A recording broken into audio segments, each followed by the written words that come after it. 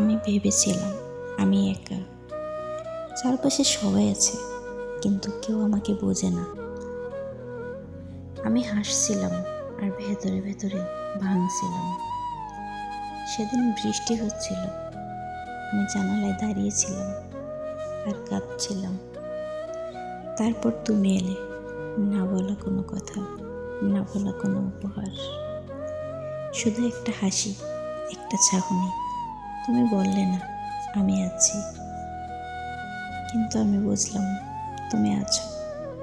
সেদিন থেকে আমি একা নই। আজ আমি বেঁচে গেছি শুধু তোমার জন্য। তুমি আমাকে শিখিয়েছো ভালোবাসা বুঝতে পারা, কাছে থাকা নয়। তুমি আমাকে শিখিয়েছো ব্যর্থতা মানে শেষ নয়, নতুন কিছু শেখা শুরু করা। তুমি আমাকে শিখিয়েছো আমি একা নই, আমি তোমার সাথে আছি।